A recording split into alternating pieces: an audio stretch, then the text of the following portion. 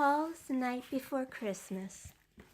This book was especially made for Paul Nagel. Merry Christmas, we love you. Grandma Rosie, Auntie Marilyn, and Lulu. Paul's Night Before Christmas. 'Twas the night before Christmas when all through the house not a creature was stirring, not even our dog. Paul's stocking was hung by the chimney with care, in hopes that St. Nicholas soon would be there. Paul was nestled all snug in his bed, while visions of sugar plums danced in his head, and everyone else, in kerchief or cap, just settled down for a long winter's nap. When out on the lawn there arose such a clatter, Paul sprang from his bed to see what was the matter. Away to the window Paul flew like a flash, tore open the shutters and threw up the sash.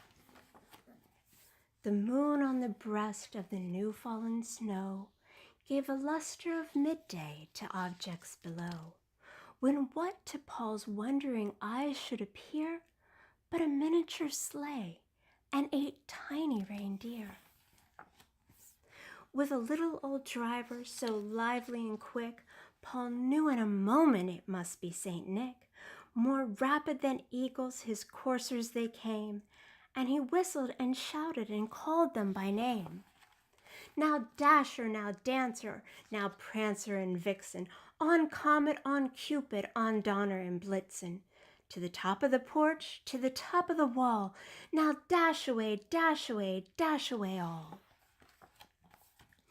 As dry leaves that before the wild hurricane fly, when they meet with an obstacle, mount to the sky.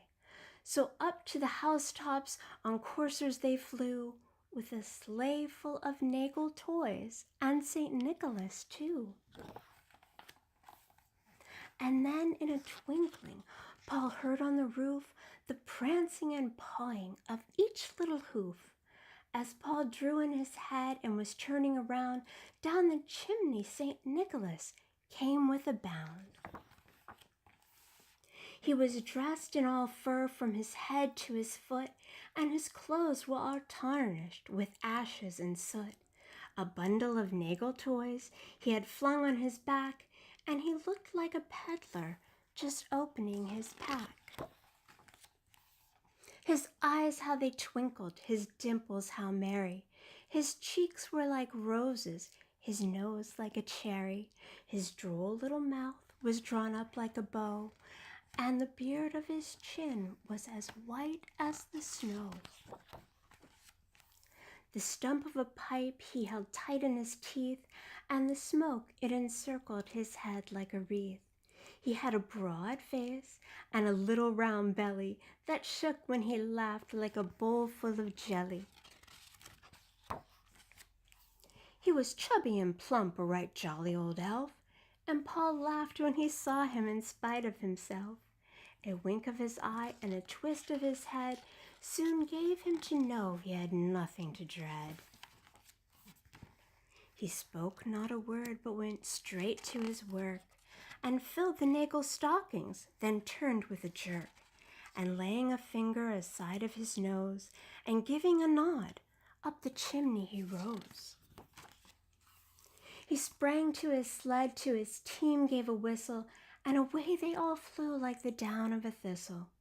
But Paul heard him exclaim, ere he drove out of sight, "Merry Christmas, dear Paul, and to you a good night."